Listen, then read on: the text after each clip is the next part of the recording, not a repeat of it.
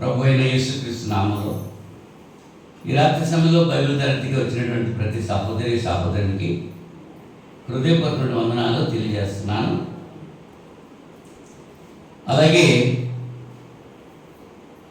ఆన్లైన్లో దేవునికి వాక్యం చూస్తున్నటువంటి వీక్షిస్తున్నటువంటి ప్రతి సహోదరునికి కూడా చింతపల్లిలో ఉన్నటువంటి క్రీస్తు తరపుగా హృదయపూర్వక వందనాలు తెలియజేస్తున్నామండి.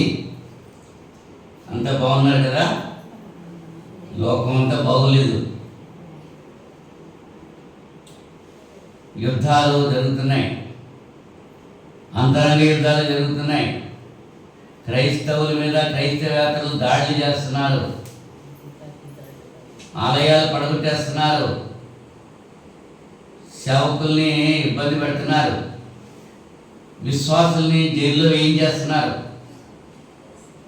రాజకీయ నాయకులు అధికారం ఉపయోగించుకుంటున్నారు. పరిస్థితులు ఏమాత్రం కూడా బాగోలేదు. కుల వ్యవస్థ ఎక్కువైపోయింది. క్రైస్తవేతరులు చాలా హింసలు పెడుతున్నారు. రాజకీయ పదవులు ఉపయోగించుకుని, అధికారాన్ని ఉపయోగించుకుని బలహీనమైనటువంటి క్రైస్తవుల్ని బాధలు పెడుతున్నారు. చింతపల్లిలో మీకేమీ తెలియట్లేదు. చర్చి దగ్గరికి వచ్చి ప్రార్థన చేసుకుంటూ ఉంటే ఏమైనా సమాచారం తెలుస్తూ ఉంటుంది. అలాగే మీరు కూడా మీ కష్టసుఖాలు మాకు చెప్పుకుంటా లేదు, మా కష్టసుఖాలు మీకు చెప్పుకుంటా లేదు. శుక్రవారం బైబిల్ తరగతికి వస్తున్నారు కొద్దిమంది, ఆదివారం ఆరాధన వస్తున్నారు. వాళ్ళు ఇష్టం వచ్చిన టైంలో కొంతమంది సక్రమంగానే ఉంటున్నారు. ఏమైనా ఎవరైతే దేవుని యొక్క మాటకు లోబడి దేవుని బాటలో జీవిస్తారో వారిని మాత్రమే దేవుడు కనికరించి సహాయం చేస్తాడు. ఆయన మాట మనం వినకపోతే మన మాట ఆయన వినడం. నిత్యజీవం పొందాలి అంటే ఆశకాలు ఉండాలి.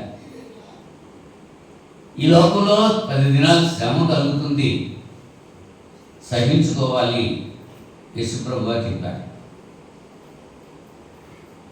గత వారంలో మనం ఆలోచన చేసినటువంటి పాఠ్యభాగం శ్రమల గురించి ఆలోచన చేశాము. గత 2 వారాలు శ్రమలు లేక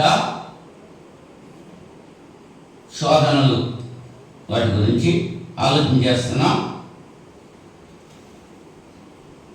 ఈ దినాన్ని కూడా అదే పాఠం కంటిన్యూ చేస్తున్నాను.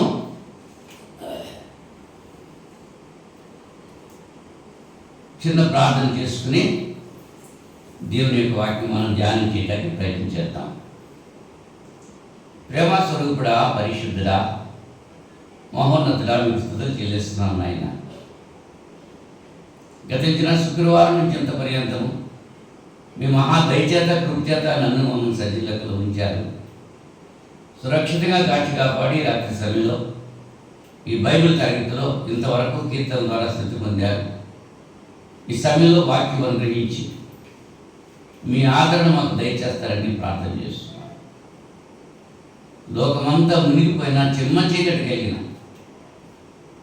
నాయనా మేము మిమ్మల్ని విడిచిపోకుండా మీ కృప మీ సహాయం మాకు అనుగ్రహించి మీ సన్నిధిలో నాయనా మేము జీవించడానికి మీ కృప చూపుతున్నాను. అందరూ బట్టి మీకు స్తోత్రాలు చెల్లిస్తూ ఉంటున్నాను. ఇప్పుడు వచ్చిన ప్రతి బిడ్డను జీవించండి. అలాగే ఆన్లైన్లో వాక్యం వీక్షిస్తున్నటువంటి ప్రతి సహోదరుని కూడా మీరు ఆశీర్వదించమని,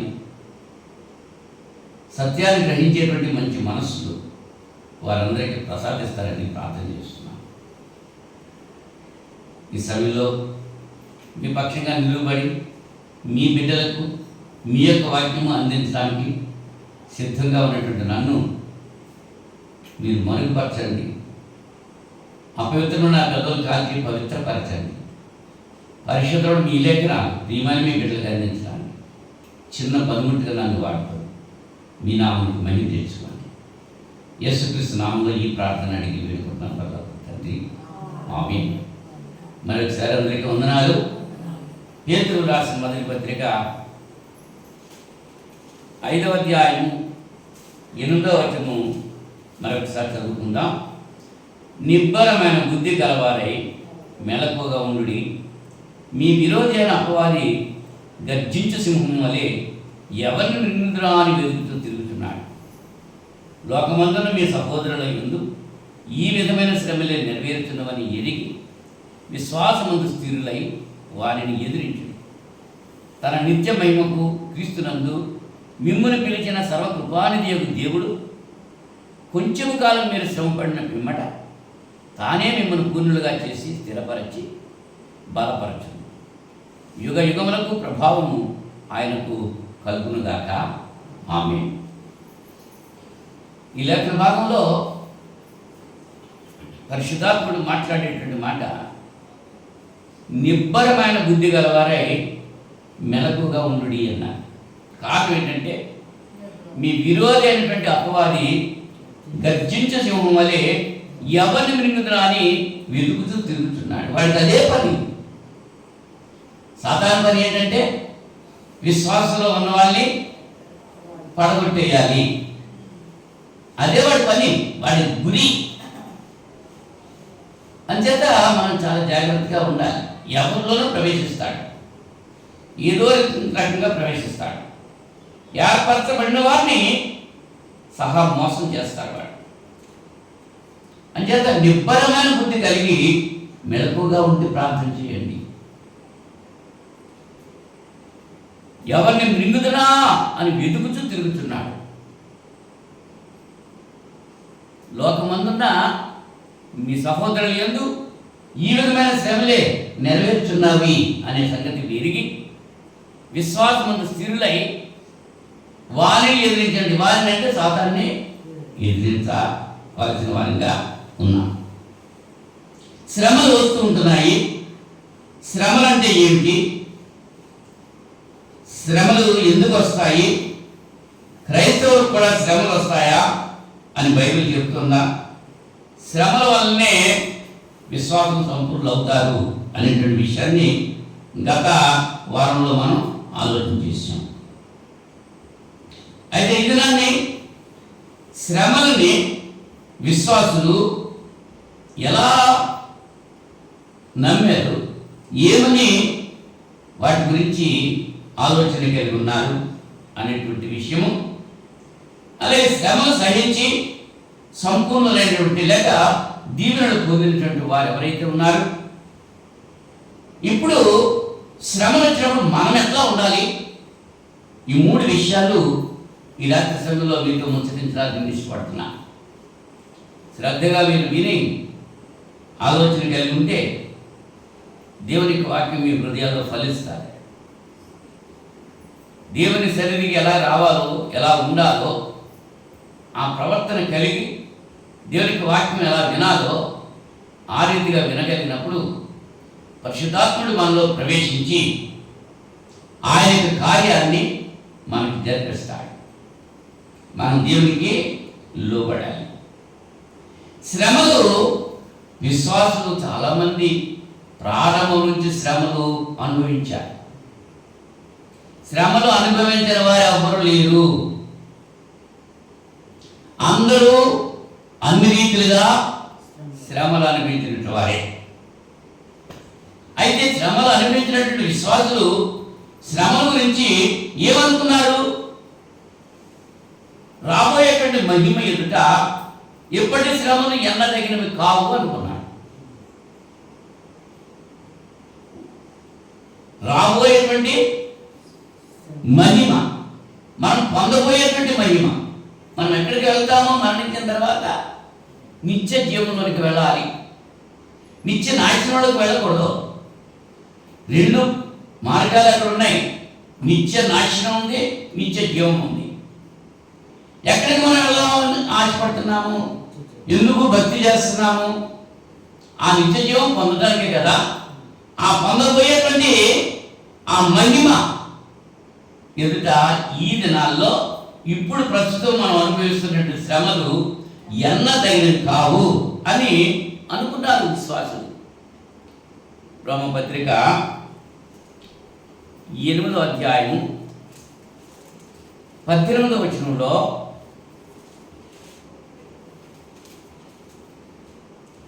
మన ఎడల ప్రత్యక్షము కావు మహిమ ఎదుట ఎప్పటి కాలపు శ్రమలు ఎన్న తగినవి కావని ఎంచుతున్నాను. పౌలుగా చెప్పేటువంటి మాట. మన ఎడల ప్రత్యక్షము కాబోయేటువంటి మహిమ ఎదుట. పని పెడతా ఉంటారు, పని చేయాలి. ఎందుకు చేస్తారు? పని చేసేటప్పుడు ఎలా ఉంటుంది? తేలిగ్గా ఉంటుందా, కష్టంగా ఉంటుందా?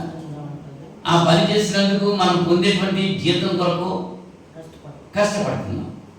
ఆ వచ్చేటువంటి జీతం కొరకు ఇప్పుడు పడేటువంటి కష్టము ఎన్నదగినది కాదు. గర్భిణీ స్త్రీ ప్రసవ వేదన పడుతూ ఉంటుంది. ఆ బాధ ఏమిటో తల్లులకి తెలుసు. ఆ బాధంతా బిడ్డ ప్రసవించిన తర్వాత ఆ బాధ అంతా ఏమైపోతుంది? ఆ బిడ్డను చూసి తల్లి మర్చిపోతుంది. విశ్వాసులు కూడా ఈ శోధనలు లేక ఈ యొక్క శ్రమల గురించి, ఈ శ్రమలు కొద్దిగా ఉంటాయి, వాటిని పరిగణనలోకి తీసుకోం. మేము ఇచ్చేదంటే మేము పొందబోయేటువంటి ఆ మహిమ ఎక్కువైంది ఈ శ్రమల కంటే అనేటువంటి ఆలోచన కలిగి ఉన్నారు విశ్వాసం. ఇంకా ఎలా అనుకున్నారంటే ఈ శ్రమలు క్షణమాత్రం ఉంటాయి, ఈ శ్రమ చాలా చులకనగా ఉంటుంది. ఎంతకాలం ఉంటాయి ఈ శ్రమలు? రాత్రి వచ్చింది ఎంతకాలం ఉంటుంది రాత్రి? మళ్ళీ తెల్లటి వాళ్ళు వస్తుంది. చీకటిలోనే ఉండిపోతామా? వెలుగు రాదా? ఈ శ్రమంలోనే ఉండిపోతామా? ఈ శ్రమ నుంచి మనం విడుదల పొందమా? కొరింథీ 2వ పత్రిక 4వ అధ్యాయం 16వ వచనంలో, కావున మేము అధైర్యపడము, మా బాహ్య పురుషుడు కృషించుచున్నాను, అంతర్య పురుషుడు దినదినము నూతన పరచబడుచున్నాడు. మేము దృశ్యమైన వాటిని చూడగా అదృశ్యమైన వాటిని నిదానించుచున్నాము కనుక క్షణమాత్రముందు మా చులకని శ్రమ మా కొరకు అంతకంతకు ఎక్కువగా నిత్యమైన మహిమ భారము కలుగజేయుచున్నది. ఎలయనగా దృశ్యమైనవి అనిత్యములు, అదృశ్యమైనవి నిత్యములు. క్షణమాత్రముందు మా చులకని శ్రమ అన్నాడు. శ్రమలు అంతే ఉంటాయి, క్షణం మాత్రము, చులకన అవి తేలిక. ఎంచేత అలా చెప్పగలుగుతున్నానంటే మేము దృశ్యమైన వాటిని చూడలేదు. మా బాహ్య పురుషుడు కృషించిన మా అంతరంగ పురుషుడు దినదినము అభివృద్ధి చెందుతున్నాడు, బలపరచబడుతున్నాడు. బాహ్య పురుషుడు అంటే బయటికి కనబడే శరీరం, అంతరంగ పురుషుడు అంటే మనలో ఉన్నటువంటి అంతరాత్మ. బాహ్య పురుషుడు కృషించిపోయినా అంతరంగ పురుషుడు దినదిన వృద్ధి చెందాడు. బాహ్య పురుషుడు బలిచిపోతే అంతరంగ పురుషుడు చిక్కిపోతున్నాడు. అర్థమైందా? దినదినము ఈ శరీరాన్ని పెంచేసుకుంటుంటే ఆత్మలో నశించిపోతున్నారంటే, శరీరం కొరకే ప్రాకులాడుతున్నారు. శరీరాశ, నేత్రాశ, జీవపుడంబం, ఏం తినాలి, ఏం త్రాగాలి, ఏం ధరించాలి, ఎక్కడ నివసించాలి, కేవలం వీటి కొరకే ప్రాకులాడుతున్నారు. కానీ ఈ ఆత్మ కొరకు, ఆత్మ ఎదుగుదల కొరకు ప్రయాసపడాలి. భక్తుడు కొరింథీ సంఘంతో చెబుతూ, మేము అదృశ్యమైన వాటి మీద మనస్సు ఉంచుతున్నాము, దృశ్యమైన వాటిని మేము లక్ష్యం చేయట్లేదన్నాడు. దృశ్యమైనవి అంటే మన కంటికి కనబడేవి, అదృశ్యమైనవి అంటే మన కంటికి కనబడేవి. గాలి ఉంది, మన కంటికి కనపడుతుందా? కనపడలేదు. శాశ్వతంగా ఉండదు గాలి. దేవుడు ఉన్నాడు, మన కంటికి కనపడుతున్నాడా? లేదు, శాశ్వతంగా ఉంటాడు. సూర్యుడు ఉన్నాడు, చంద్రుడు ఉన్నాడు, మానవుడు ఉన్నాడు. మన కళ్ళతో చూస్తున్నటువంటి ఈ దృశ్యమైనవి అదృశ్యమైపోతాయి, నశించిపోతాయి. కంటికి కనబడనవి స్థిరంగా నిల్చుంటాయి. అంచేత విశ్వాసకర్త దాన్ని కొనసాగించు క్రీస్తు వైపు మనం చూస్తూ ముందుకు సాగాలి. క్రీస్తు కనపడుతున్నాడు మనకి, ఆయన మాటలు వినపడుతున్నాయి, ఆయన మనతో మాట్లాడుతున్నాడు వాక్యం ద్వారా. ఆ మాటలకు ఎవరైతే లోబడి జీవిస్తారో వారు బాహ్య పురుషుడు కృషించిపోయినా అంతరంగ పురుషుడు దినదినం అభివృద్ధి చెందుతాడు. ఈ శ్రమల వల్ల ఈ బాహ్య పురుషుడు కృషిస్తున్నాడు. సద్భక్తితో బ్రతుకు కోరితే హింసలు పొందాలి, శ్రమలు వస్తాయి. శ్రమ లేకుండా మనం సంపూర్ణ కాలేము. ఆ శ్రమను ఓర్చుకోవాలి, సహించుకోవాలి. ఇవి క్షణమాత్రమే ఉంటాయి. నిత్య మహిమ నిరంతరం ఉండమని దాని వరకు దీన్ని మనం అనుభవించాలి. ఇవి ఎంతకాలం ఉంటాం అంటే కొంచెము కాలం పరీక్షింపబడుతున్నాం. ఎంతకాలం పరీక్ష? ప్రొబేషన్ పీరియడ్ అంటారు. ఒక ఉద్యోగం వచ్చిన తర్వాత 2 సంవత్సరాల ప్రొబేషన్ పీరియడ్ అంటారు. ఆర్మీలో చేరితే అక్కడ 2 సంవత్సరాలు, సంవత్సరము ప్రొబేషన్ పీరియడ్ అంటారు. అక్కడ తరబీదు ఇస్తారు, శిక్షణ ఇస్తారు. ఆ శిక్షణ పొందేటప్పుడు కష్టంగానే ఉండాలి. అవన్నీ చేయిస్తారు, ఎక్సర్సైజ్ అవన్నీ. కొంతమంది ఆ శ్రమను తట్టుకోక పారిపోయి చేస్తూ ఉంటారు. పారిపోయి చేస్తారు. వాళ్ళకి దానివల్ల ప్రయోజనం లేదు. ఆ శ్రమతో ఓర్చుకున్నా ఆ తరబీదు అయిపోయిన తర్వాత, ఆ పీరియడ్ అయిపోయిన తర్వాత అక్కడి నుంచి వాళ్ళకి రెస్ట్, సుఖం అనిపిస్తారు. ఏమాత్రం కూడా కష్టం ఉండదు. ఎప్పుడో ఏదైనా అవసరమైతే డ్యూటీ చేయాలి తప్ప, లేకపోతే అలా డ్యూటీ లేదని మరి సిద్ధపాటు లేకుండా ఉండకూడదు. వెళ్ళాలి, యూనిఫార్మ్ వేసుకుని ఉండాలి, ఎలా ఉండాలో అలా ఉండాలి, అంతే. పని ఏమి చేయక్కర్లేదు, కూర్చుని ఉంటున్నాయి ఇక్కడ కదా. కూర్చుకున్నారు, సహించుకున్నారు తరబీదు పీరియడ్లో. అలాగే మన దైనందిన జీవితాల్లో కూడా సహజంగా పడేది అత్తగారికి, కోడలకి. అత్త ఒకింటి కోడలే అన్న సంగతి మర్చిపోతుంది. అత్తగారు ఎలా ఉందో కోడలు కూడా అత్తగారు అయిన తర్వాత మళ్ళీ అలాగే ప్రవర్తించాలని చూస్తూ ఉండాలి. అటువంటి పరిస్థితుల్లో సహించుకున్న వాళ్ళు అత్తగారిని విడిచిపెట్టి కోడలు ఉండక, కోడలను విడిచిపెట్టి అత్తగారు ఉండలేక వాళ్ళు సంతోషాన్ని అనుభవిస్తున్నారు. కొంతకాలం శ్రమలు వస్తాయి. ఆ శ్రమను తట్టుకోవాలి. తట్టుకోకుండా ఏం చేస్తున్నారు? కాపురాలు పాడు చేసేసుకుంటున్నారు. కారణం ఏంటంటే సహింపు లేదు, ఓర్పు లేదు, సహనం లేదు. సహించుకోవాలి.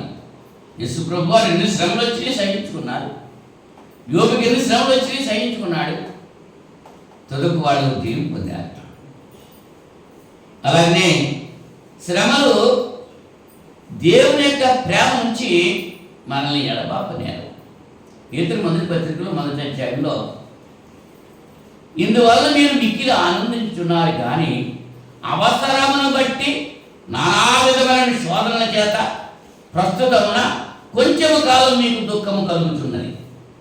ఎంతకాలం అమ్మా దుఃఖం? కొంచెం కాలమే దుఃఖం కలుగుతున్నది.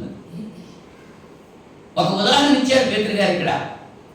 నశించిపోవు సువర్ణము అగ్ని పరీక్ష వలన శుద్ధపరచబడుతున్నది కదా, దానికంటే అమూల్యమైన మీ విశ్వాసం ఈ శోధనల చేత పరీక్షకు నిలిచినదే యేసుక్రీస్తు ప్రత్యక్షమైనప్పుడు మీకు మెప్పును మహిమయు ఘనతయు కలుగుటకు కారణమవును. ఇదే ఉదాహరణ యాకోబు గారు కూడా విశ్వాసం గురించి చెప్పారు. నశించిపోతున్నటువంటి సువర్ణము అగ్ని పరీక్ష వలన శుద్ధీకరించబడుతుంది. బంగారం నశించిపోతుంది, తరిగిపోతుంది. తరిగిపోయేటువంటి బంగారం, నువ్వు వేళ ఒక కాసు బంగారం కొని ఓ సంవత్సరం అయిన తర్వాత మళ్ళీ దాన్ని చూస్తే కాసు ఉండదు, తరుగు అంటాడు, మజూరు అంటాడు, తరిగిపోతుంది. ఆ బంగారం అది పరీక్షించబడటానికి ఏం చేయబడుతుంది?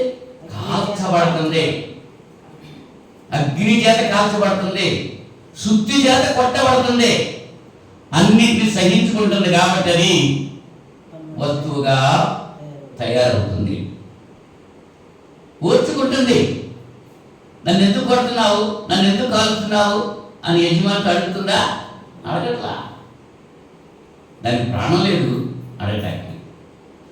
మనం ప్రాణం కలిగిన వాళ్ళము, మనల్ని హింసలు పెట్టి మనల్ని పరీక్ష చేస్తున్నారు, శోధనలు ఇబ్బందులు అనేటువంటి కులింలో పెట్టి కాలుస్తానంటున్నాడు. ఆ కాల్చబడేటువంటి సమయంలో ఓర్చుకోవాలి. ఎవరైతే ఓర్చుకుంటారో, ఎవరైతే సహించుకుంటారో వారు నిత్య జీవాన్ని పొందుతారు.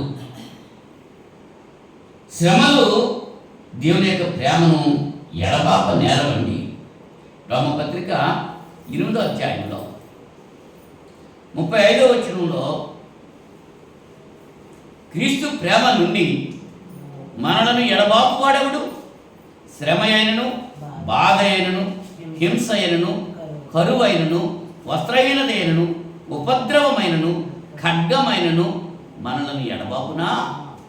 7 విషయాలు అక్కడ తెలియజేశాడు. ఈ 7 అంటే సంపూర్ణతకి సాదృశ్యం. ఎన్నొచ్చినాయి?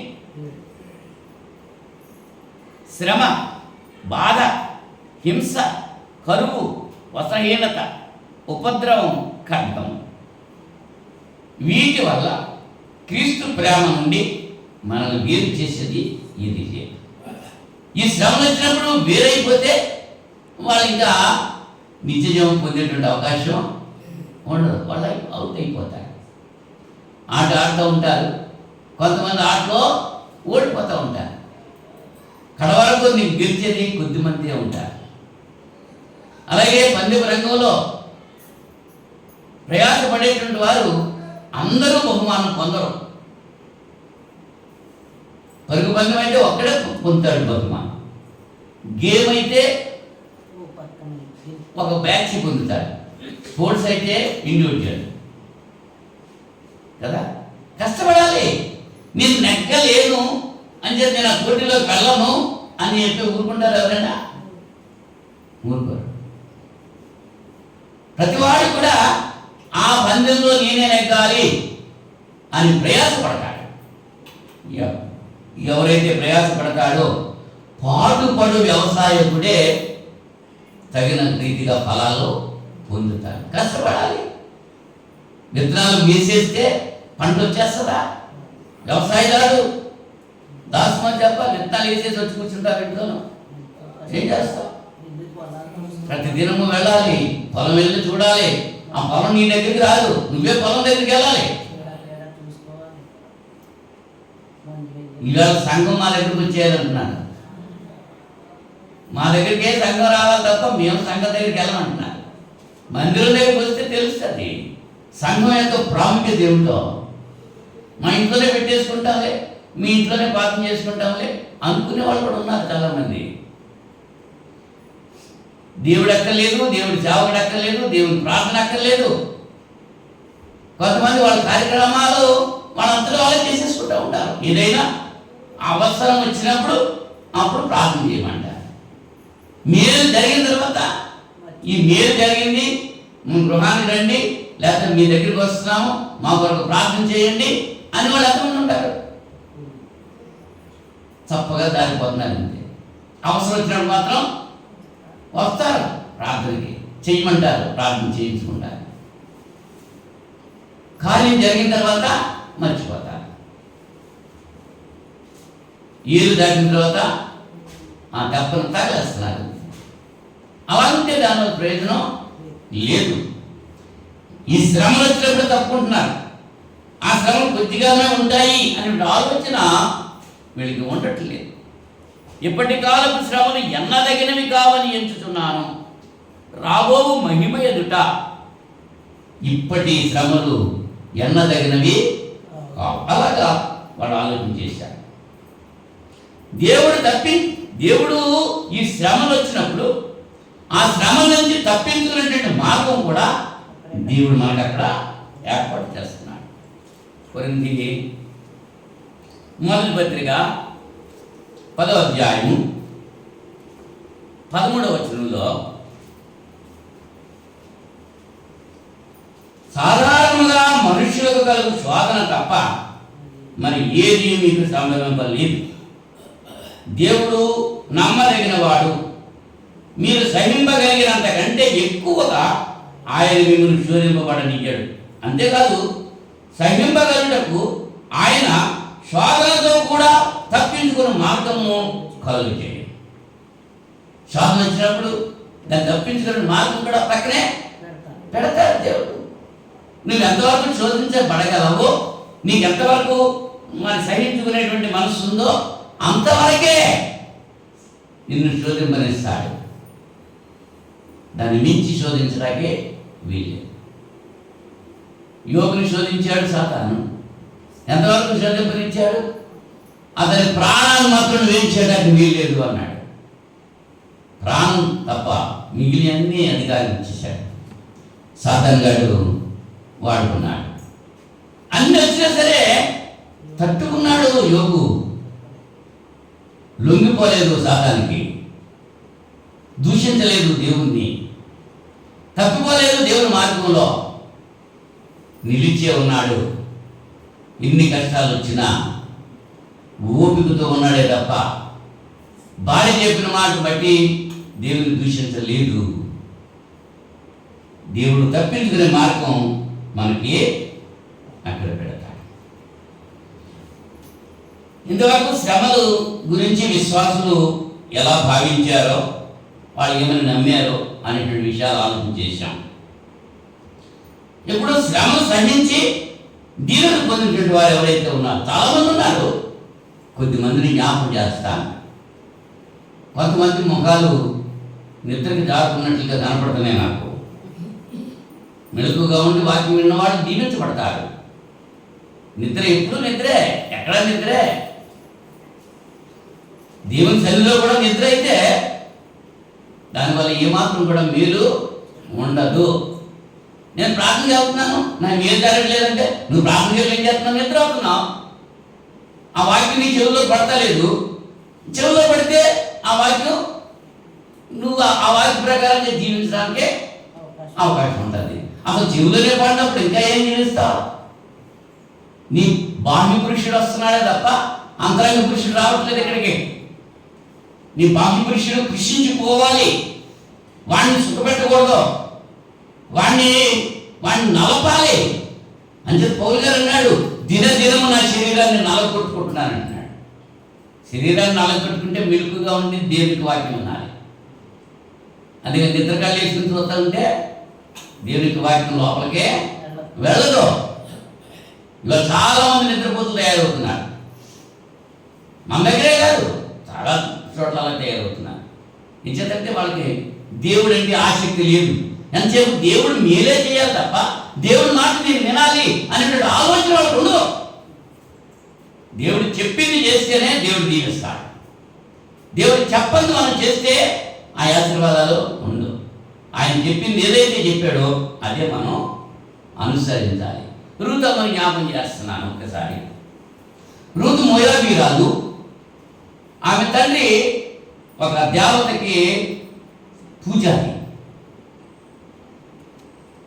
ఒక దేవతకి పూజారి. దేవతకి పూజారి అంటుంటే ఆ ఇంట్లో కూడా వాళ్ళు ఎలా ఉంటారు? ఓ పాస్టర్ గారి ఇంట్లో ప్రార్థనలు చేసుకుంటారు, మరి పూజారి ఇంట్లో పూజలు చేసుకుంటూ ఉంటారు.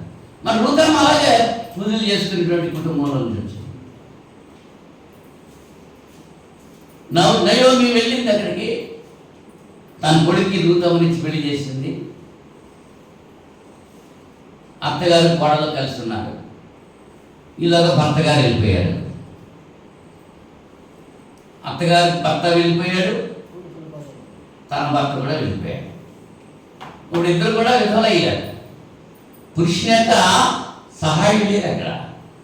పెద్దవాడు వార్త ఉండిపోయింది అక్కడ. చిన్నవాడు మాత్రం అత్తయ్య నన్ను ఇక్కడ ఉండిపోమనద్దు అని చెప్పి అత్తగారిని తల్లిలాగా చూసుకుని దొరుకుతమ్మా. ఎన్ని శ్రమలు వచ్చినాయి.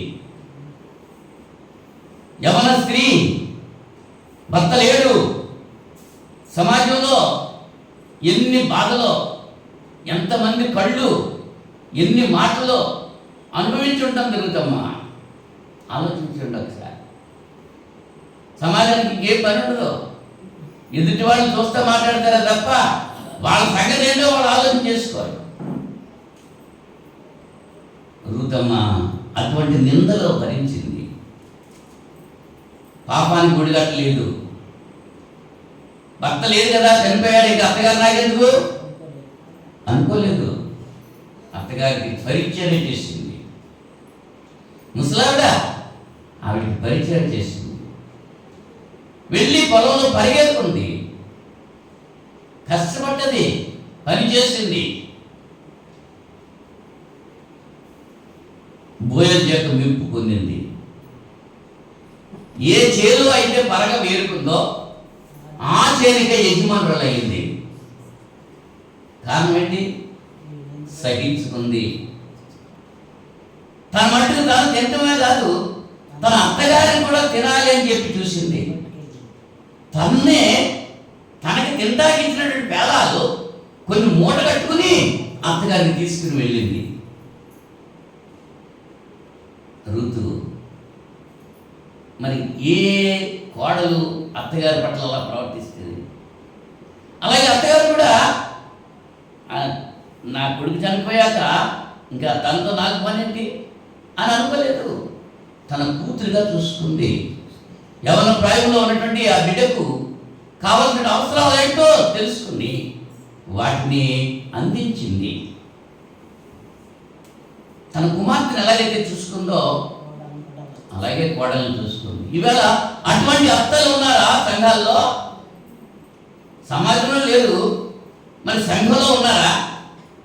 అత్తగారు కోడలు వచ్చి ప్రభురాత్రి భోజనం తీసుకుంటారు, ప్రార్థనకు వస్తారు, కానీ ఇంటికి వెళ్ళిన తర్వాత ఎవరి ఇంట్లో వాళ్ళే. మరి దేవుడు మెచ్చుతున్నాడా? దేవుడు అల్లరికి కర్త కాడు, సమాధానానికి కర్త.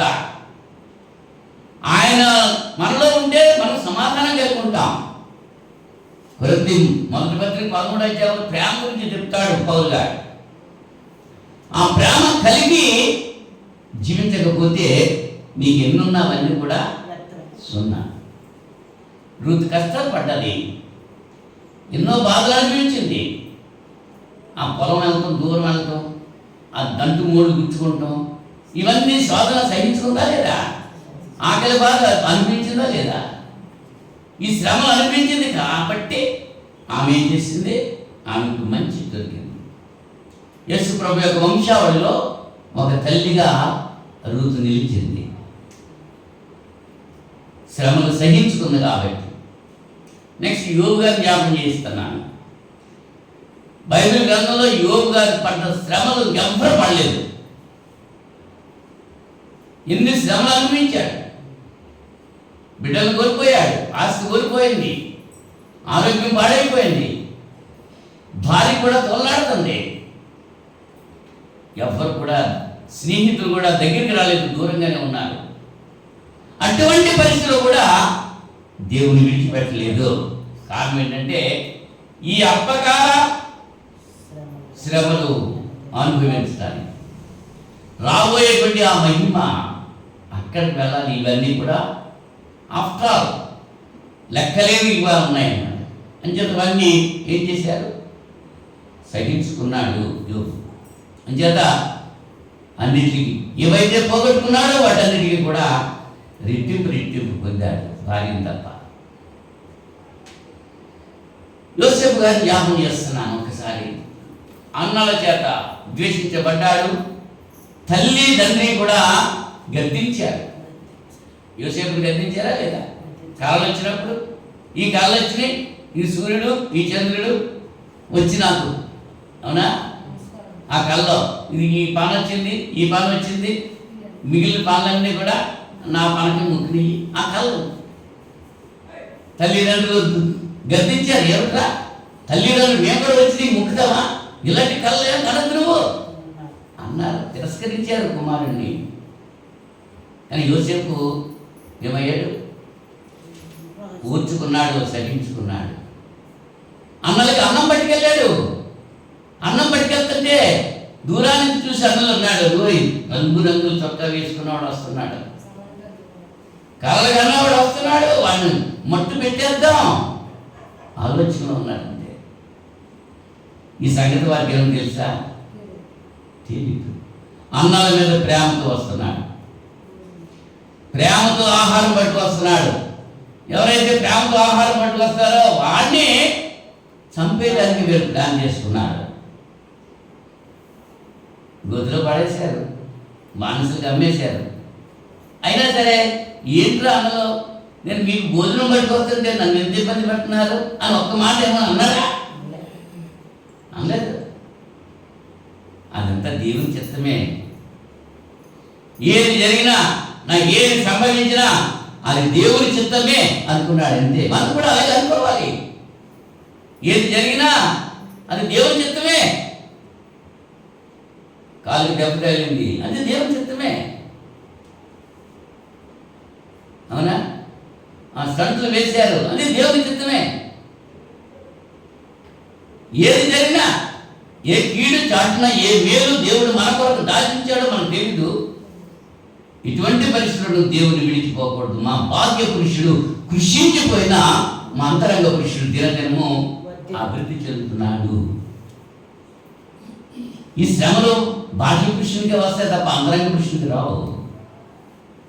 అంటే శ్రమలు సహించేటువంటి మనస్సు నాకు ఇవ్వమని మనం దేవుని సన్నిధిలో ప్రార్థన చేయాలి తప్ప మనం అలా ప్రార్థన చేయం. బాబు నా అప్పులన్నీ తీరిపోవాలి, నా రోగమంతా వెళ్ళిపోవాలి, నా కొడుకు నా కోడలు సుఖంగా ఉండాలి, ఈ భౌతికమైన విషయాల గురించే ప్రార్థన చేస్తూ ఉంటారు. కానీ ఆత్మ సంబంధంగా వాళ్ళ పాపాలు క్షమించిన ఆయన, నా పాపాలు క్షమించు, నా ఆత్మను నీ సన్నిధికి చేర్చుకో, శుద్ధమైన హృదయం నాకు దయచేయి, నాలో ఉన్నటువంటి సాధారణ యొక్క క్రియలన్నీ కూడా తీసివేసేయి, ఈ శరీర సంబంధం ఉండే ఆలోచనలన్నీ నా నుంచి దూరపరచు అని ప్రార్థన చేస్తున్నారా?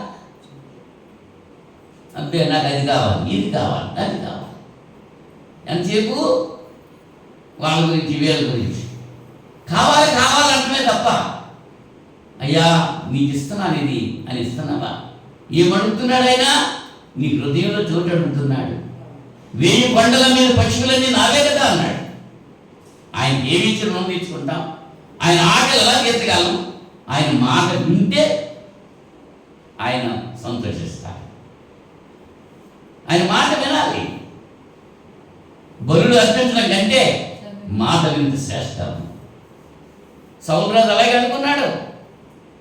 అమాలేకీయులందరినీ కూడా నాట్యం చేసామంటే కొవ్విన బలిసిన జంతువులను కొన్నిటిని తీసుకొచ్చాడు, పక్కన దాచిపెట్టాడు.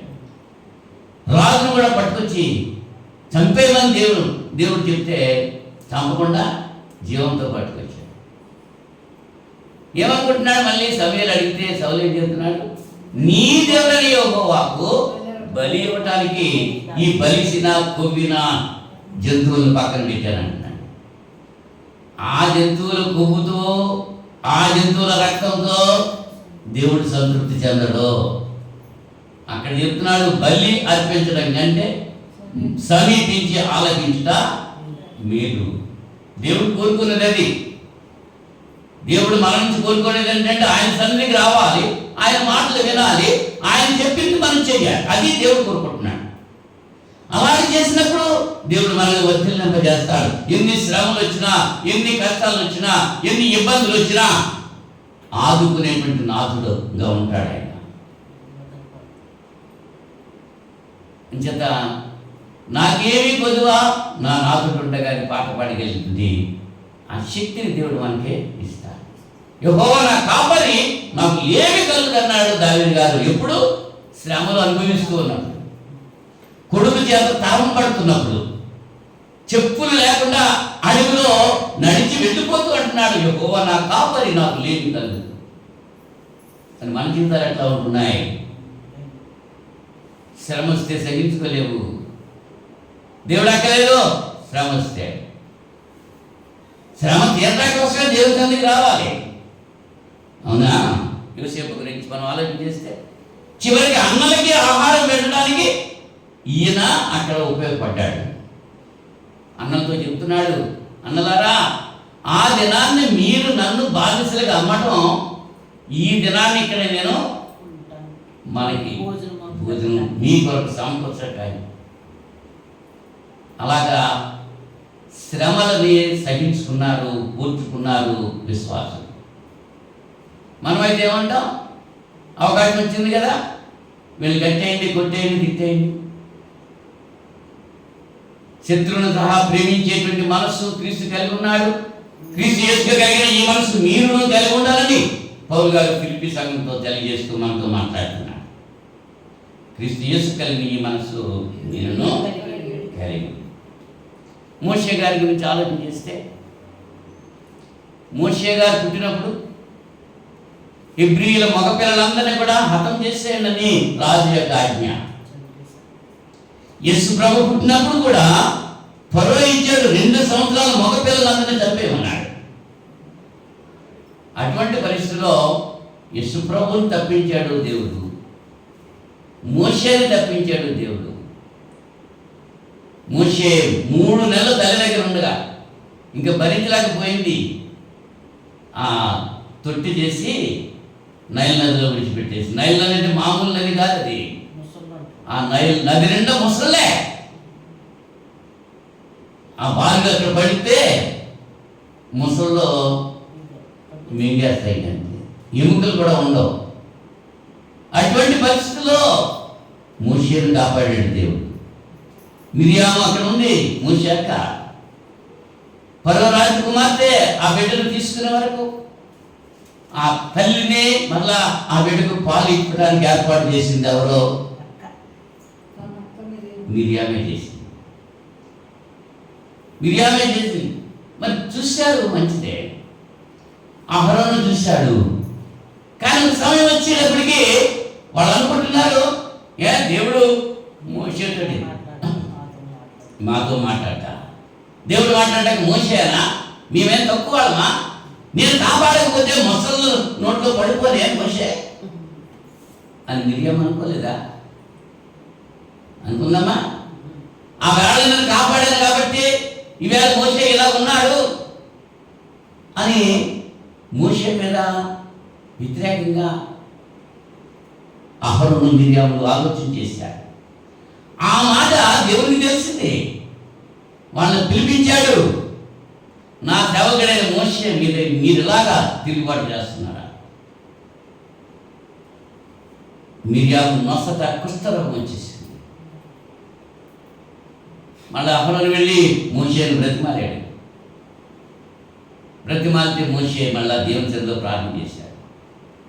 ఆ మిరియాము ఉన్నటువంటి నొసట ఉన్నటువంటి కుష్ఠము తగ్గిపోయింది. కానీ 7 దినాలు ఆ యావత్తు సమాజము ప్రయాణం కాకుండా అక్కడే ఉండిపోవాల్సి వచ్చిన పరిస్థితి వచ్చింది. తప్పు చేసిన వాళ్ళే శిక్ష అనుభవించింది సమాజం అంతా. అలాగే సంఘంలో ఎవరైనా తప్పు చేస్తే దానికి శిక్ష అందరికీ వస్తుంది. కాదంటే మనమల్ల జరిగితే అని అంటే ఎవరి మట్టుకు వాళ్ళే మీ ఇష్టం అన్ని విడిచిపెట్టడం లేదు. ఒక్కరి ద్వారానే అందరికీ చెడ్డ పేరు వస్తుంది, ఒక్కరి ద్వారానే అందరికీ మంచి పేరు వస్తుంది. మంచిగా ఉంటే మంచి పేరు వస్తుంది, చెడ్డగా ఉంటే ఒక్కరిగా వస్తుంది. అది ఆ సంఘంలోకి వెళ్తున్నారంట, వాడు వెళ్ళి సారపుడి దగ్గర కూర్చుంటున్నాడు. ఎవరికి వచ్చింది మాట? సంఘం అంతటికి వచ్చేసి కదా, నిన్ను బట్టి కదా నా నామము అన్ని జనుల మధ్య దూషింపబడుతుంది. కనుక సహోదరులు ఒకరినొకరు హెచ్చరిక చేసుకోవాలి, ఒకరినొకరు బలపరుచుకోవాలి, ఒకరొకరు ప్రోత్సహించుకోవాలి. హెబ్రీ గ్రంథకర్త అదే చెప్తున్నాడు. ఆ దినం సమీపించే కొద్ది, ఆ దినం అంటే ఆదివారం వచ్చేది, ఒకరినొకరు మేలు కొనుక్కోవాలి, ఒకరొకరు హెచ్చరిక చేసుకోవాలి. మనమైతే ఆ సంగతి నాకు ఎందుకులే, నా మట్టికి నేనే వస్తాను. కనీసం ఇంట్లో ఉన్నటువంటి వ్యక్తిని కూడా నువ్వు కూడా తీసుకురాలేని పరిస్థితి. అదే ఎక్కడ భోజనాలు పెడుతున్నారంటే ఇంటందుకు పాది వెళ్ళిపోతారు. మాటరా మరి ప్రార్థన రావడానికి వాళ్ళు ఇస్తామంటే వాళ్ళు ఇస్తాం, నేను వస్తున్నాను అంటారండి. మరి భోజనాలు దేవుని సరేనంటే అంత నిర్లక్ష్యం. భౌతికమైన విషయాలే కావాలి, ఆత్మ సంబంధమైన విషయాలు అక్కర్లేదు అన్నప్పుడు ఈ శ్రమలో కొట్టుకుపోతున్నారు వాళ్ళకు. ఎవరైతే భరించుకుంటారో సహించుకుంటారో వాళ్ళు కడ వరకు నిలుస్తారు, నిత్య జీవం పొందుతారు. మోషే 40 సంవత్సరాలు అంతఃపురంలో ఉండి సుఖభోగాలు అనుభవించాడు. కానీ ఈ అల్పకాల శ్రమను అనుభవించడం నాకు అక్కర్లేదు అనుకోండి. ఎందుకంటే శాశ్వతంగా ఉండేటువంటి కృప, దేవుని యొక్క కృప కావాలి నాకు. ఐగుప్తు విడిచిపెట్టాడు, అరణ్యంలోకి వెళ్ళాడు, పట్టు పరుపుల మీద పండుకున్నటువంటి వ్యక్తి, ఏసీ గదిలో ఉన్నటువంటి వ్యక్తి, రాజభోగాలు అనుభవించిన వ్యక్తి ఎక్కడికి వచ్చాడు? కరకు రాళ్లతో ముళ్ళతో ఉన్నటువంటి ప్రదేశంలో తిరుగుతున్నాడు, దేవుని కొరకు వస్తున్నాడు. మరి మన పరిస్థితి ఎలా ఉంది? మన జీవితాలు ఎలా ఉన్నాయి? దేవుని సన్నిధిలో అలా ఉంటున్నాం మనం? దేవుని సన్నిధిలో ఎలా ఉండాలి? సుఖభోగంతో ఉండాలా? ఒళ్ళు దగ్గరెట్టు ఉండాలా? ఒళ్ళు అలా వదిలేస్తా ఉన్నానంటే కొంతమంది కూర్చుంటాం కూడా తెలియట్లేదు. ఇది దేవుని సన్నిధి అన్న ఆలోచన ఉండదు కొంతమందికి. కాళ్ళు ఊపుతూ ఉంటారు కొంతమంది, ఆళ్ళతోటి మాట్లాడతారు కొంతమంది. నీ దేవుని సన్నిధికి నువ్వు ఎలాగా వస్తావో ప్రసంగి 5:1 తెలుస్తున్నాడు. నీ ప్రవర్తన అదుపులో ఉంచుకో. నిన్ను నువ్వు అదుపులో ఉంచుకో, నీ పక్కవాడు అదుపులో ఉంటాడు. మోషే అల్పకాల శ్రమలు అనుభవించేటువంటి శ్రమలు తక్కువ కాలం ఉంటాయి. నేను వెళ్ళేటువంటి నిత్య జీవము ఎడల ఈ శ్రమలు ఎన్నదగినవి కావు అనుకున్నాడు. దీవించబడ్డాడా లేదా? ఇంకొక ఆయన్ని జ్ఞాపకం చేస్తారు, పౌలు గారు. పౌలు గారు యూదా మత ప్రవిష్టుడు, యూదా మత నిష్ఠ కలిగిన వాడు. దేవుడు అంటే భయం ఉందా? భక్తుంది. కానీ ఆయన అనుసరించేది మార్గం సరైంది కాదు. భక్తి కలిగి ఉన్నాడు, బాల్యం నుంచి భక్తి కలిగి ఉన్నాడు, శాస్త్రాలన్నీ తిరగేశాడు, గ్రంథమంతా చదివేశాడు, లేఖనాలన్నీ ఎరుగును, పండితుడు, చాలా విద్యావంతుడు, ఎన్నో చదివేశాడు మత గ్రంథం. యోధా మాత్రమే మంచిది అనేటువంటి స్థిరమైనటువంటి అభిప్రాయంతో ఉండిపోయాడు. ఈ యోధా మాత్రం లేనటువంటి వాళ్ళని హింసలు పెట్టాడు. క్రైస్తవులు అన్న వాళ్ళని నానా రకాలను హింసలు పెట్టాడు. క్రీస్తు ప్రభు దర్శించాడు. సౌలా సౌలా, నన్ను ఎందుకయ్యా నువ్వు హింసిస్తున్నావు? ఎవరిని హింసిస్తున్నాడు? సంఘాన్ని హింసిస్తున్నాడు. సంఘం అంటే క్రీస్తు యొక్క శరీరం. ఆయన ఏమన్నాడు? నన్ను ఎందుకు హింస పెడుతున్నావు? ఎవరు ప్రభువా అన్నాడు. లోబడ్డాడు. నువ్వు హింసిస్తున్నా యేసుని అన్నాడు. ఎవరు హింసిస్తున్నాడు? సంఘాన్ని. ఈవేళ సంఘాన్ని హింసించేటువంటి సంఘేతరులు వాళ్ళ పరిస్థితి కూడా అట్లానే ఉంటుంది. భక్తిహీనులు చూసిన వ్యసన పడుతూ వాళ్ళు మొలిచిన చోటే ఎదిగిన చెట్టు వలె ఉంటారు. అకస్మాత్తుగా ఒక సామెత ఉంది కదా, 100 గుడ్లు తిన్నటువంటి రావణునికి ఒకటే గాలి తుఫానంట. ఆ గాలి తుఫాను వచ్చినప్పుడు ఎగరలేదు కదా.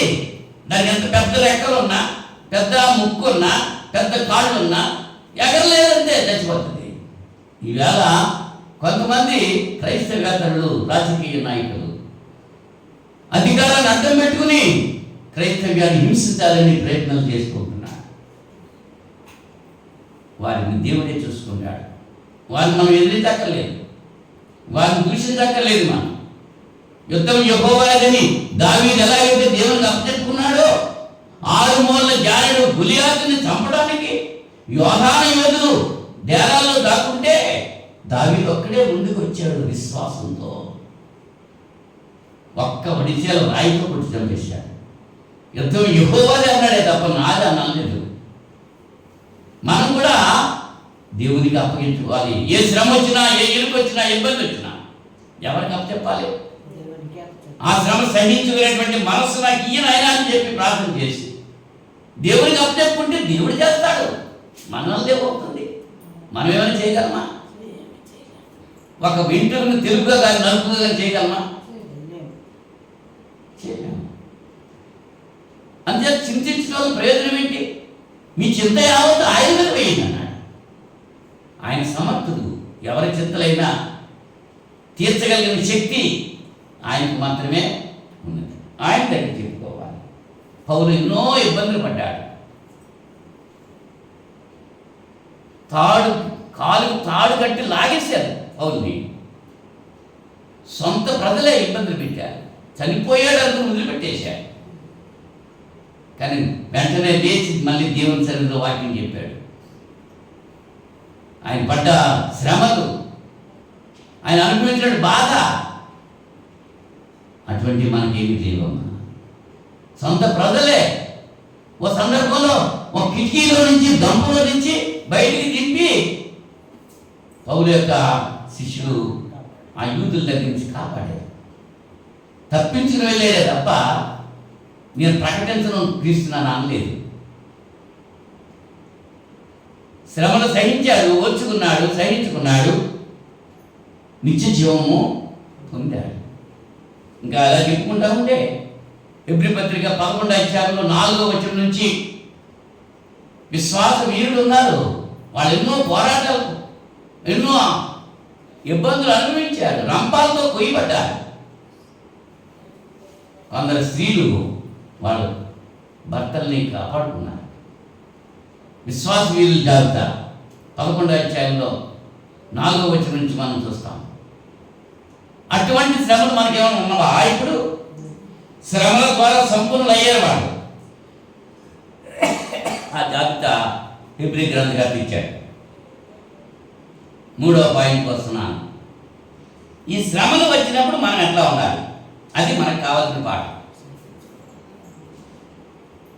మోషే గురించి తెలుసుకున్నాం, యోబు గురించి తెలుసుకున్నాం, రూత్ గురించి తెలుసుకున్నాం, యోసేపు గురించి తెలుసుకున్నాం. వాళ్ళ గురించి తెలుసుకుంటే మనకేమి జరుగుతుంది? మనకేంటి లాభం?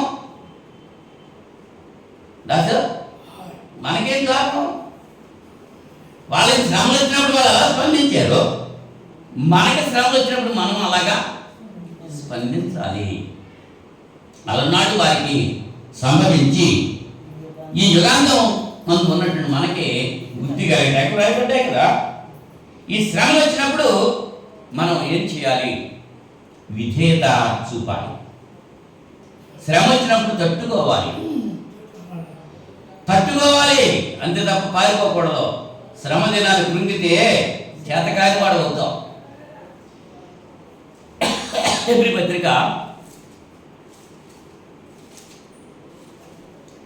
పత్రిక 5వ అధ్యాయం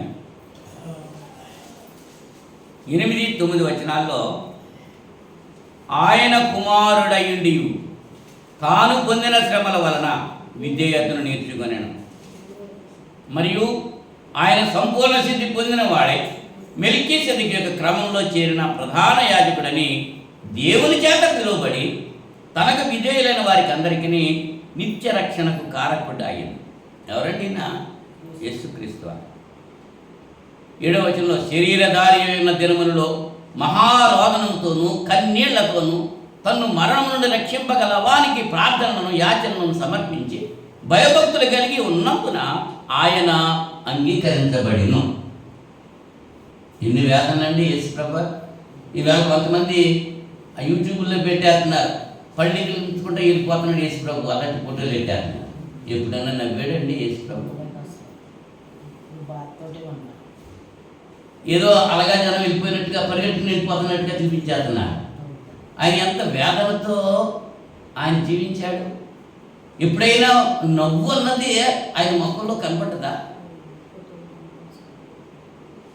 మన దేశ ప్రధానమంత్రి, మొట్టమొదటి ప్రధానమంత్రి నెహ్రూ గారు, ఆయన ఫోటోలు చూస్తూ ఉంటాం. ఎప్పుడు చెయ్యలా పెట్టుకుని ఆలోచిస్తూ ఉన్నట్టుగా చాలా ఫోటోలు ఉంటాయి. ఈ దేశం ఏమైపోతావో, ఈ దేశానికి ఎంత కష్టపడి మేము స్వాతంత్ర్యాన్ని తీసుకొచ్చాం, ఈ ప్రజలు ఏమైపోతారో ఆలోచిస్తూ ఉన్నాడు నెహ్రూ గారు ఎప్పుడు కూడా. మానవమాత్రుడు అలాగ ఆలోచన చేస్తే దేవుని యొక్క కుమారుడు ఏమన్నాడు? ఆయన శరీరధారిగా ఉన్నటువంటి దినాల్లో మహారోదనతోనూ కన్నీళ్లతోనూ తను మరణం నుంచి రక్షింపగల వానికి ప్రార్థనలు యాచనలు సమర్పించి భయభక్తులు కలిగి ఉన్నందున ఆయన అంగీకరింపబడి, ఆయన కుమారుడై ఉండి, కుమారుడేనా దేవునికి? కుమారుడు స్వతంత్రులు కదా, కుమారుడు పని చేయొచ్చా? చేస్తారా? కుమారుడు అంతా టీవీగా ఉంటాడంతే, జలసగా ఉంటున్నాడు పని, వాడు ఏ పని చేయక్కర్లేదు. కానీ యేసుప్రభు ఏం చేశాడు? ప్రార్థనలు, విజ్ఞాపనలు. మరి మనం ఏం చేస్తున్నాం? ప్రార్థన చేస్తున్నావా? రోజుకి ఎన్నిసార్లు ప్రార్థన చేస్తున్నాం? రోజుకి ఎంతసేపు వాక్యం అంటున్నాం? వారానికి ఒకసారి ఇక్కడికి వచ్చి వాక్యం చెప్తుంటే నిద్రతో కూర్చుంటాం. ఆ నిద్రకలు వేసుకుని మరి ఇంటి దగ్గర ఏం చేస్తున్నాం? నిద్రతో టైం లేదా? దేవుని సన్నిధి అంతా నిర్లక్ష్యం. ఎవరైతే ఆయన నిర్లక్ష్యం చేస్తాడో ఆయన కూడా నిర్లక్ష్యం చేస్తాడు అంతే. అంచేత నీ శ్రమలో వెళ్ళో, నీ బాధలో వెళ్ళో, నీ రోగాల్లో పోవో. ఆయన విశ్వాసం ఉంచితే యెహోవా యందు భయభక్తులుగా చుట్టూ ఆయన తోటి కావాలి ఉంటాడు. ఆయన సన్నిధిలో భయంతో వణుకుతూ ఉండాలి, నిర్లక్ష్యంగా ఉండకూడదు. ఆలోచించండి. రెండవదిగా చూస్తే అందరికీ వచ్చే శ్రమలే క్రైస్తవులు కూడా వస్తున్నాయి. అందరితో పాటు మనం అందరికీ వస్తున్నాయా? ఏ ఇంట్లో శ్రమ లేదు చెప్పండి? ఏ ఇంట్లో ఇబ్బంది లేదు? ఏ గృహంలో అశాంతి లేదు? చెప్పుకుంటలేదు ఎవరన్నా. ఒక ఆయన అన్నాడంట, చాలా దుఃఖంతో ఉన్నానమ్మా అయ్యగారు, మరి నాకు శాంతి కావాలంటే ఆయన గారు చెప్పాడంట, అమ్మా నువ్వు ఈ ఊరంతా తిరుగు, ఒక గుప్పుడు మిరియాలు, మా ఇంటిలో బాధలేమి లేవు అని చెప్పినటువంటి కుటుంబంలో నుంచి ఒక గుప్పుడు మిరియాలు పట్టుకురామ్మా అన్నాడంట. ఊరంతా తిరిగింది, అన్నిళ్ళలోనూ అన్ని కుటుంబాల్లోనూ ఏదో బాధలు ఉన్నాయి. గుప్పుడు మిరియాలే దొరకలేదు ప్రశాంతంగా.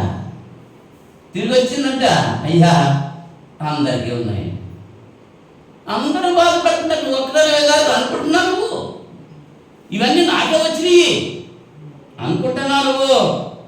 కొరింథీ మొదటి పత్రిక 10వ అధ్యాయంలో 13వ వచనంలో మనం చూస్తే, సాధారణంగా మనుషులు కలుగు శోధన తప్ప మరి ఏది మీకు సంభవింపలేదు. దేవుడు నమ్మదగిన వాడు, మీరు సహింపగలిగినంత కంటే ఎక్కువగా ఆయన మిమ్మల్ని శోధింపబడనియ్యాడు. అంతేకాదు, సహింపగలుగుటకు ఆయన శోధనతో కూడా తప్పించుకునే మార్గాన్ని కలుగజేస్తున్నాడు. కలుగజేస్తున్నాడా లేదా? అది అందరితో పాటు వస్తున్నాయి, నాకు ఒక్కడికే కాదు అందరికీ వస్తున్నాయి. మనం అనుకుంటాం అందరికీ లేని నాకే కాదు వచ్చింది. అందరికీ అన్నీ ఉన్నాయి. ఎవడో శాంతిగా లేదు, ఏ కుటుంబం శాంతిగా లేదు. ఉందా? కారణం ఏంటంటే అక్రమం విస్తరించింది, ప్రేమ చల్లారిపోయింది. ఎవడు ఎలా ఉండాలో అలా ఉండట్లేదు. ఎక్కడ ఒక కుటుంబంలో తల్లి ఎలా ఉండాలి, తండ్రి ఎలా ఉండాలి, పిల్లలు ఎలా ఉండాలి, అన్నదమ్ములు ఎలా ఉండాలి, అక్కచెల్లెలు ఎలా ఉండాలి, బిడ్డల పట్ల తల్లిదండ్రులు ఎలా ఉండాలి, తల్లిదండ్రుల పట్ల బిడ్డలు ఎలా ఉండాలి, అలా ఉంటున్నారా? అక్రమం విస్తరించింది, ప్రేమ చల్లారిపోయింది. ప్రేమ లేదు, పైకి నటన. ఎంతో ప్రేమించేస్తున్నట్టుగా తీయటి మాటలు మాట్లాడుతూ ఉంటారు. కానీ లోపల విషపు ఆలోచనలు కలిగి ఉంటారు. అందులో ఏ మనిషిని, ఏ సహోదరుని నమ్మొద్దు. ప్రతివాడు తంత్రగుట్టయి తన పురుగు వాడి కొంప కూల్చుతున్నాడు అని ఇరిమేగా చదివిస్తున్నాడు. అందరూ అలాగే ఉన్నారు. శ్రమలు అలాగే ఉన్నాయి. అందరికీ శ్రమలు ఉన్నాయి, మనకొక్కరికే కాదు. దేవుని నుండి మనల్ని ఏది కూడా ఎడబాపకూడదు అని అంటే దేవుల్లో కదలకుండా స్థిరత్వం కలిగి ఉండాలి. ఆయన యందు మాత్రమే విశ్వాసం ఉంచాలి. విశ్వాసం కథ దాన్ని కొనసాగించు, పీచు వైపు చూడాలి. పక్కలకు చూడకూడదు, వెనక్కి చూడకూడదు. నాగల మీద చెయ్యి పెట్టి వెనక తట్టు చూసేవాడెవడు పర్వత రాజ్యానికి వారసుడు కాడని ప్రభు వారు చెప్పారు. నువ్వు లోకంలో నుంచి సంఘంలోకి వచ్చావు, నీ దృష్టి అంతా ఎవరి మీద ఉండాలి? ఇంకా మళ్ళీ లోకాశ వైపు వెళ్తే లోతు భార్య అలాగే చూసింది, ఉప్పు స్తంభం అయిపోయింది. చూడొద్దని చెప్పాడు. నీ వెనక్కి చూడద్దు, నువ్వు ముందుకే వెళ్ళాలి. నువ్వేం చేస్తున్నావు? ఎంత దూరం వచ్చానో అని మళ్ళీ వెనక్కి చూసుకుంటున్నాడు. వెనకబడితే ఏం చేస్తాడు? కుక్క తన వాంతికి తిరిగినట్లుగా అంటున్నాడు. కడగబడ్డ పంది మరలా బరువులోకి వెళ్ళినట్టు అంటున్నాడు. విశ్వాసంలో స్థిరంగా లేకపోతే అదే పరిస్థితి. విడువబడితే ఏమవుతావు? ఇక్కడ ఏడుపు పండ్లు కొరుకుంటారు. నువ్వు ధైర్యంగా ఉండి శ్రమలో సహించుకుంటే ఆయనతో పాటు తీసుకునే వెళ్తాడు. ఇంకా శ్రమ లేదు, అతిశయించాలి. నాకు ఈ శ్రమ వచ్చింది, దేవునికి స్తోత్రం అనాలి. అంతే. నాకు ఈ బాధ వచ్చింది, దేవునికి స్తోత్రం అనాలి. శ్రమలు రావాలి. శ్రమ వచ్చినప్పుడే దేవుడు నన్ను ఆదుకుంటున్నాడు అని సంతోషంగా ఉండాలి. అది మేలు కొరకే వచ్చింది తప్ప కీడు కొరకు కాదు. శ్రమల ద్వారానే మన విశ్వాసం పరీక్షించబడుతుంది. వీడు గట్టిగా ఉన్నాడా లేదా? పరీక్ష. అవునా? మరి చదువుకి వెళ్ళేటప్పుడు కూడా పరీక్ష ముందు ఎంట్రన్స్ పరీక్షను పెడతారు. ఎంట్రన్స్ పరీక్షలో పాస్ అయితేనే ఆ సీట్ వస్తుంది. ఎంట్రన్స్లోనే ఫెయిల్ అయిపోయారనుకో ఈవేళ మళ్ళీ సీట్ రాదు. ఇంకా కష్టపడాలి, చదవాలి. చదువు గురించే కాదు, ఏ పనైనా మనం కష్టపడి చేస్తేనే ఫలితం దక్కుతుంది. కారణం ఏంటంటే ఏదేళ్ళతో చెప్పేశాడు ఆయన. మగడితో చెప్పాడు, ఆడదంతో కూడా చెప్పాడు. నువ్వు చెమట కాచి నేలను సేద్యపరచమన్నాడు పురుషుడితో. నువ్వు వ్యాధులతో బిడ్డలు కాను అన్నాడు స్త్రీతో. అప్పుడే చెప్పేశాడు ఆయన. దానికి కారణం ఏంటి? నమ్మకపోవటం, విధేయత లేకపోవటం, దేవుని మాట మీద నమ్మకం లేకపోవటం, సాతాను యొక్క గురిలో చిక్కుకోవటం. ఎప్పుడైతే దేవునికి దూరం వెళ్ళావో సాతానికి దగ్గర అయిపోతున్నావు. ఒకవైపు దేవుడు, ఒకవైపు లోకం. ఇటు దేవుని దగ్గరికి వెళ్ళొస్తే సాతాను నుంచి దూరం అవుతున్నాం. ఇటు సాతాను దగ్గరికి వెళ్తుంటే దేవుడి నుంచి దూరం అయిపోతున్నాం. ఆయన చెప్తున్నాడు, నువ్వు చల్లగైనా ఉండు, లేక వెచ్చగైనా ఉండు. నువ్వు వెచ్చగా ఉంటే నా నోట నుండి నిన్ను వేస్తాను అంటాడు. అక్కడ ఏముంటుంది? ఏడుపు పండ్లు కొరుకుతూ. కనుక శోధన సహించేవాడు ధన్యుడు. ధన్యత పొందాలంటే శోధన సహించుకోవాలి. శోధన వచ్చినప్పుడు పారిపోయేవంటే ధన్యత ఉండదు. హృదయ శుద్ధి గల వారు ధన్యులు, వారు దేవుని చూచేదారు. కనుక అటువంటి హృదయ శుద్ధి కలిగి ఈ శ్రమల్లో, ఈ శోధనలో మనము సహించుకుంటూ మన ముందున్నటువంటి ఆ పందెపు రంగంలో ఓపికతో పరిగెత్తడానికి దేవుడు ఇచ్చినటువంటి సర్వాంగ కవచాన్ని మనం ధరించాలి. మనం పోరాటానికి దేవుడు మనకి కవచం ఇచ్చాడు. ఏ కవచం అది? ఎఫెసీ పత్రిక 6:10 ఉంటుంది. నీ శిరస్సుకు శిరస్రామము, నడానికి సత్యం అనే దట్టి, పాదాలకి సిద్ధ మనస్సు అనేటువంటి జోడు. అవునా? ఆత్మ ఖడ్గము. తర్వాత వాటిని భరించడానికి ఏంటిది? దీన్ని ఏమంటారు? సాతాను యొక్క బాణాలు తట్టుకుంటాకే ఏముండాలి? అది ఏమంటుంది? అది అడ్డు పెట్టుకుంటాకి డాలు పట్టుకోవాలి, కత్తి పట్టుకోవాలి. ఈ డాలు పట్టుకుని సాతాను గారు వేసేటువంటి బాణాల్లో ఈ డాల్ మనం తగలకుండా కాపాడుతాడు. ఈ వాక్యం ఉన్నటువంటి కత్తం పట్టుకుంటే ఆ వాక్యం ద్వారానే సాతాన్ని మనం ఎదిరించాలి. యేసుప్రభువు ఎదిరించాడండి, వాక్యంతో ఎదిరించాడు సాతాన్ని. నువ్వు ఆకలిగా ఉన్నావు, రొట్టెలు చేసి తిను. మనుషుడు రొట్టె వల్ల కాదు, దేవుడు నోటి నుంచి వచ్చే ప్రతి మాట వల్ల. వాక్యంతో దెబ్బలాడేవాడు సాతాను యేసుప్రభుతో, వాక్యంతో తిరగొట్టాడు సాతాన్ని యేసుప్రభు. ఆ వాక్యమే మనల్ని బ్రతికింపజేస్తుంది. ఆ వాక్యం వినకుండా మనకి నిద్ర కలిగి చేస్తున్నాడు సాతాను గారు. ఈ వాక్యం వినేస్తే బాగుపడిపోతారో అంచేత వాళ్ళు నిద్రపోవాలి అని చెప్పి సాతాను గారు ఏం చేస్తున్నాడు? అవిశ్వాసుల మనోనేత్రానికి గుడ్డితనం కలుగు చేస్తున్నాడు. అంచేత నువ్వు ఆ విశ్వాసం స్థిరంగా ఉంచుకోవాలి. అవిశ్వాసం మనోనేత్రానికే, విశ్వాసంలో ఉన్నవాళ్ళు కాదు. కనుక విశ్వాసం కలిగి ఉండాలి, సిద్ధ మనసు కలిగి ఉండాలి, శ్రమను సహించుకునేటువంటి మనసు కలిగి ఉండాలి.